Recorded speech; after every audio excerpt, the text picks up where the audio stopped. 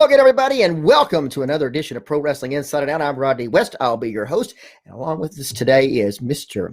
Doctor, should I say, Andy McDaniel. Yeah. He is the author of this fantastic book, Reunion at County Hall, and of course, the fort was by Mike Mooneyham, and of course, this is a tribute to Henry Marcus. Tremendous event, and this was, I would say, a once in a lifetime thing. Oh, no doubt.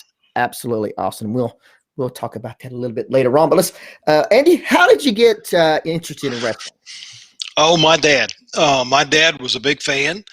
He tells stories of how him and my mom used to go on dates to go into the wrestling matches, and I don't know how many people actually met that way, but they did. And so my mom was in college down in Charleston, and South Carolina, and my dad lived there. He grew up there, and they inadvertently met in that area, and he was a big fan, and so she would go along with him. And so back in the '60s, they would go to matches together. 1960, and at County Hall. Out at County Hall. Let me ask, how did your father get interested in wrestling? Did he ever tell you? Not really. I think it was just something he happened to because it was at that time, of course, there wasn't a lot of live sporting event type things in that area at all. I mean, there was no other than, like, high school stuff and things like that, but it just wasn't prominent in that time. And so, when the traveling show came into town, everybody went to see it. And so County Hall was known for big events. I mean, they had, the Harlem Globetrotters and Elvis and James Brown and all the big acts were there. And Henry Marcus was part of that as well. And then he started back in the mid 60s, 63, 64, he started bringing professional wrestling in. And, these were larger than life characters. I mean, you had the George Two-Ton Harris and, all these guys from back then and the mask guys. And so, yeah, he just was a fan and they enjoyed it. And then when I came along later in 69, and then of course got to be a little bit older, he started carrying me when I was 3 or 4 years old, and I fell in love with it. That, to me, that is a key of how you were introduced to wrestling. Absolutely. I think that most people were introduced to wrestling the exact same way. It was our father, our mother, our grandparents that brought us in, and back then it was a family affair. Which Absolutely. I think that lost it through the years. I think about mid 80s, 90s, that whole family coming together as a family and going to see wrestling, I think that changed. Oh, I would agree with you completely, because again, that was something, even as a child, I mean, I could not wait for Friday night. I mean, I looked forward to that more than anything, because not only was I going to get to spend time with my dad, but I was going to get to see Wahoo. I mean, and if I was going to get to see Wahoo, man, that was a great week. And so, you watched it on TV on Saturday mornings in our era, where we were at area, I should say. It was 11 o'clock on Saturday morning, and it was Channel 4.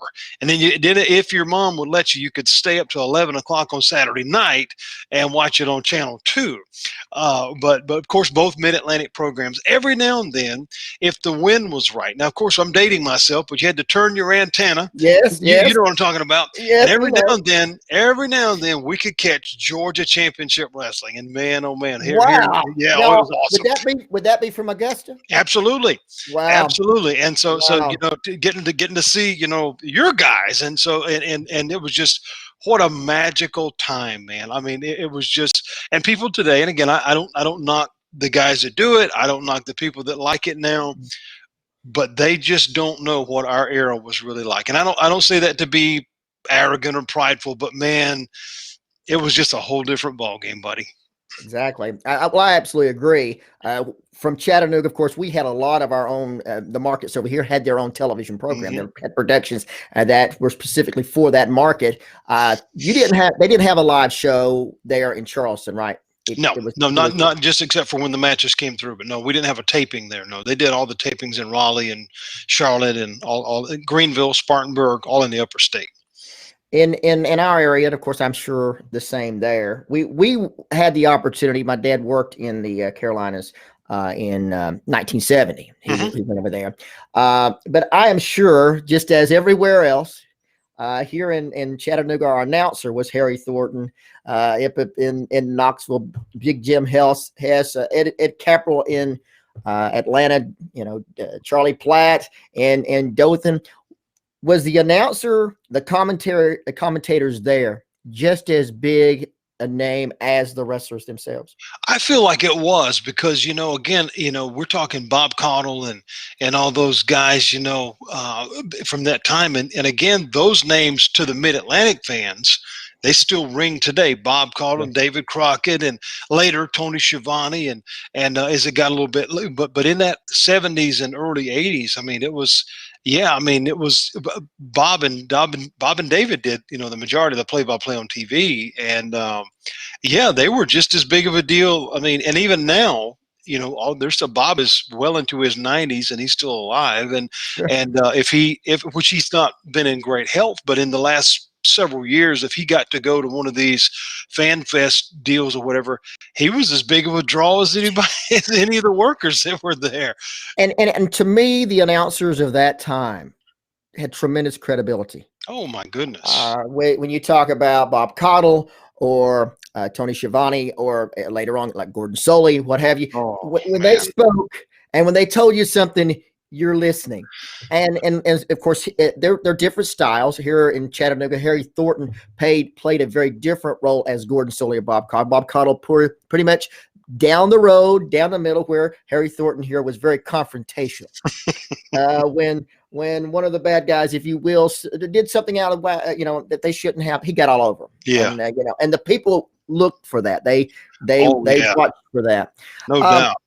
So give us an idea. You said you watch wrestling on Saturday, and so now you're getting ready on Friday. You're coming home from school. Oh yeah, absolutely. And you and Dad, what do? You go by and get something to eat first, and then you go to the arena, or straight to the arena? No, we would stop and get some kind of little hamburger or whatever kind of thing. Then we'd get down to County Hall.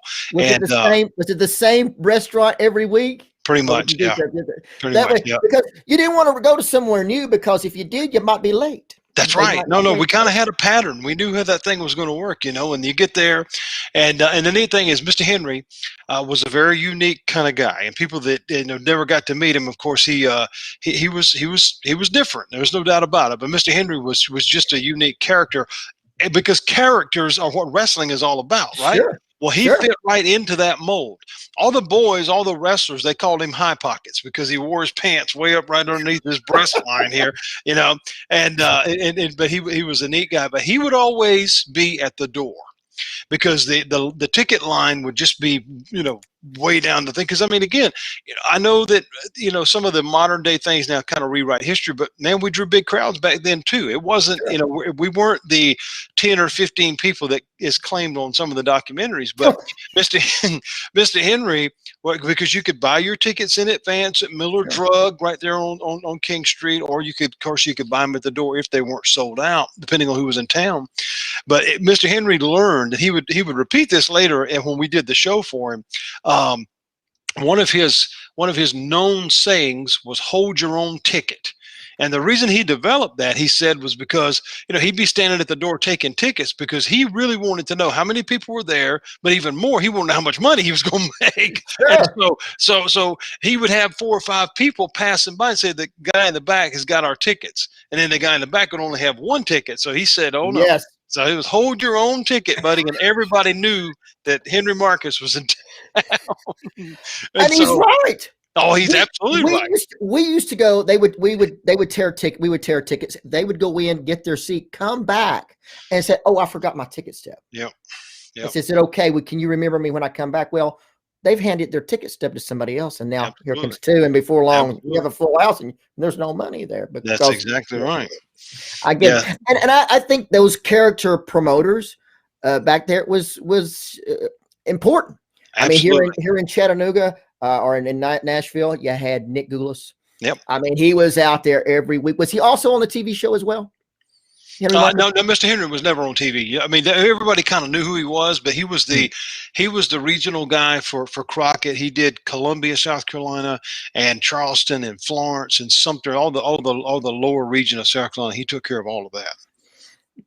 Tell us about when you once you got into County Hall, you come in. Did they have a place where you can get your souvenirs, your Yeah. programs, and that kind of Yeah. thing? Oh yeah. Yeah. Is that one of the? Is that did you always have to stop? Had to, man. You had to get a book. You had to have a program, whether it was the newest Mid-Atlantic picture book that Les Thatcher had put together, or Mhm. whether it was the card for the night, which of course you already knew what that was. Or you did wasn't a lot in the way of merchandise back then. Of course, there was no Mhm. gimmicks like they have now with T-shirts and stuff like that. Very rare. Later in the '80s, you would see a few guys have things, but most of it was just promotional stuff, books, magazines, programs, The whatever the program, case. yeah. When you And walked in through the corridor, you had a couple of tables with those things at the door, and then when you walk through the double doors, and there's this, it's this old wood floor auditorium, man, with the balcony around the thing, sure, and the old big wide staircases. It was still, people, of course, smoked, and it had sure. smoke in the air. You could smell the stale beer and the popcorn, and it was like, man, I would go back there tonight. It's Friday night. You're I wish ready. I was It's there right Friday. now. And there's certain towns. Atlanta is one of the few Mhm. that when I'm in town, I expect at 6:05 for wrestling to come on. And Absolutely, I'm man. not. And I've been to all over the place. I've been back Oh to yeah. Dothan. I've been back to Birmingham. I've been to Charlotte, but never, except for Atlanta, I expect at 6:05 on TBS for my wrestling show to be on. I It's know. just the way it Well, was. It's the just, old building, County Hall, that's pictured on the front of the book, it's Mhm. still there, and it's just a facade. Of course, it's not what it is anymore. It's an apartment building now or something, which is awful. But when you drive by there, though, the outside structure is still there. And man, I drive by there, which I don't get up there very much, but if I go by, it's like, man, if those walls could talk. I mean, my Yeah. goodness, what Did the they things. did they have a big marquee on the outside? Oh yeah, yeah. One of the old slide letter deals, back and forth Yes. there was no electronics, and it would say wrestling 8:15 Friday night, and Just if the it was a one big. word That was wrestling. That's it. it. That was it. Yep. Every now and then, if there was a special attraction, Andre the Giant, or back even before my time, I've got pictures that Mike gave me, or that I have, when there were big tag team matches. When the Infernos were in town, or the Scott brothers, or whatever. They would have, every now and then they would list that, but mostly you would see that in the other places, like Township Hall up in or Township Auditorium up in Columbia, South Carolina. They would have the marquee matches, but in Charleston, it just said wrestling, That's and it. and it was packed every Friday night that they were there. I mean, there was never a small crowd ever. Now, give us an idea what the ring was set up. Was there a ring light? Was One light. It was one the light rings in the center of the building. There's one light hanging right beautiful? over the ring, and all you could see was the smoke hovering around that light. Man, it was magical. And to me, and to me, it was always aggravating if they had one light, they had the ring light on, and there was this one light over in the corner still Oh on, yeah. Oh and it no. was just totally distracting. Yep. No. When the And I when the when they cut down the house lights, the only light it was on was over the ring, and beautiful. the announcer, the announcer's in the center with one wired microphone, and it was great. I think this idea of lighting the entire arena is nonsense. Oh. It just Oh. destroyed for me. It takes away. To me, I want my attention right dead center, right on that ring. Tell me Absolutely. about now. Always for me, the ring announcer for the show was very important. Do you remember the ring announcer for the? I do briefly, but I don't. I honestly can't recall, because a lot of times, sometimes they would have some of the traveling guys, but mostly, like the local shows like that, they would have some local, like a local sports guy, or Right. some guy sometime that they would even get out of the. They didn't have anybody, so they get somebody. One of the funniest stories, not to get too off track, but one of the Go ahead. funniest stories ever is, it was probably in 80. I don't remember, 84, 85, up in Florence, South Carolina. And it was Jimmy Valiant was going to work against, of course, Paul Jones' Army, and he's going to work Tijo Khan, who had a very, very Yes. short run. And I don't even know what the guy's real name was, because he just kind of disappeared. But the guy that was supposed to be announcing that night didn't show up, or he got lost in traffic or something. So they were scrounging around, and they found some local radio guy that knew nothing about professional wrestling. I mean, nothing. And so they give him the little gimmick, with all the names on it and stuff like that. And he's announcing, of course, and he says, in this corner from, Indonesia or whatever. And he looks at the name, And I mean, and he's like, and he looks over at the wrestler and he says, "What the heck is your name?" And and Paul Jones is over there about to bust. He's about to laugh, and the wrestler, of course, has got the gimmick. He's not supposed to talk. And Sure. so, and Jimmy Valiant is over there. You know, it was the funniest thing I've ever seen in my life, man. It was awesome. I'm surprised Paul Jones didn't go reach over and yank the microphone out of his hand. You moron! You don't recognize who TJ Khan is? He eventually did. He eventually had to work that because that guy was so lost. He had no idea what he was doing. And for where we're at, when the ring announcer came to the ring, the place started to explode. Everything, because then you knew it was coming. Then, yes, and again, whether even like back in the early shows when I would go.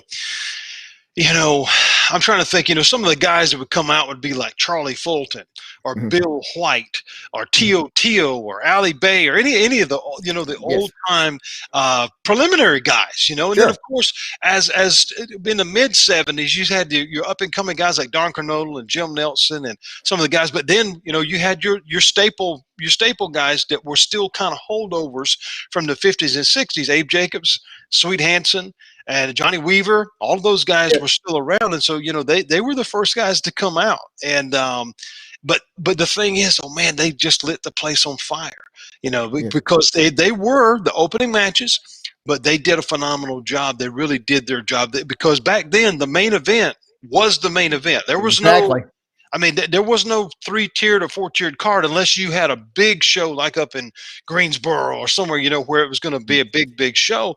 But mostly if it was going to be Wahoo and Valentine or that was it. That was the big show. I mean, everybody, that's who drew the card. And, but the rest of the workers were phenomenal, though. And they really, those guys, I mean, of course, again, not being derogatory, but the job guys, the preliminary guys, man, they could draw heat, or they could really, they could make the crowd so mad. It was awesome. And they knew what their role was. Sure, they was not out there to steal the show. They knew everybody came to see Wahoo and Valentine or whoever. Absolutely. That wasn't their job. Their job was to warm the crowd up to get to the main event. And they did it too, man. It was awesome. It's fantastic. That to me, when that bell rang, of course, where we were at, they played the national anthem in most places that we were at. Later on, they just stopped. I'm not sure why. They just all of a sudden stopped. And I think that was that progression from being a sporting event to entertainment. And that started about mid 80s or so. Yeah. When I tell you though, there's no doubt in my mind that, I'm sure there were some skeptics, but in general, the audience that I remember and recall even as a kid, they believed every minute of that show, every minute, because because again, those guys, they were professional wrestlers. They were not sports entertainers, and they interacted with the audience. They knew what triggered everybody. The heels knew their job. The babyfaces knew their job, and the fans got so involved. And this was, of course, the days before guardrails and security. They would sometimes get too involved. And I mean, it was, and then when there was blood, there was a lot of it. And when there was, it was just a real deal, man. It was awesome. Now, did the fans, were they able to come up to the ring and get autographs? Oh, yeah. That was always the big deal. I mean, I got pictures, man, of Wahoo and Tim Woods and all the baby faces. I mean, of course, the heels back then were real in the sense that they didn't interact with the fans. They didn't do they didn't stand out by the door and sound like they were the bad guys. And so you didn't talk to them. And I mean, it was to the point sometime that they actually were the only ones that had to get police protection to get back to the dressing room, because there would be people in the audience with baseball bats and tire irons and everything. Because the bad guy was going to get it. But yeah, I love that, man, being able to, again, the week prior on Saturday, you saw your guy, and he's in that local promo say, hey, I'm coming down there Friday night. Don't you miss it. I'm going to beat Wahoo, or I'm going to do whatever. You were there. And man, when they came out, the place went nuts. But the first 5 or 10 minutes, they're standing before they ring the bell, before they get going, they're standing in the corner and they're signing autographs and shaking it. It was just, as a kid, man, it was so easy to get hooked because these people were real. It wasn't a movie star that you'd never see. These were real live people that you could go up and touch. It was magic, man. I think that as they took the crowd and got them further and further away, it lost that intimacy Oh, no doubt. between No doubt. I remember going to the very first arena that up in Charlotte later on when I was into my teens, and you were 20 feet or more from the ring. It's like, yeah, man, this ain't the same. it's I mean, not the same as your you wanted to home. be, I mean, Yeah. you could, there were times, prior to the match, of course, I mean, people were still going up and they were hitting the mat and they were touching the ring. And Yes. it was tangible. It was Right. real. It was just, there was something so unique about that era. And they really, at this point, I think, put a barrier as they've got their when they say the barriers are not just a barrier between the crowd and there's a barrier between that relationship between the Oh, wrestlers and the oh yeah, fans. no doubt. And to me, and lots of times to this day, so if you mention wrestling in this area, you mention, wrestling, Tojo Yamamoto or Jackie Fargo, which of course Yeah. Tojo actually worked over there as well in the Carolinas Yeah. with P.Y. Chung. That's right. Is there names that you mention in Charleston or mention wrestling and they automatically go to the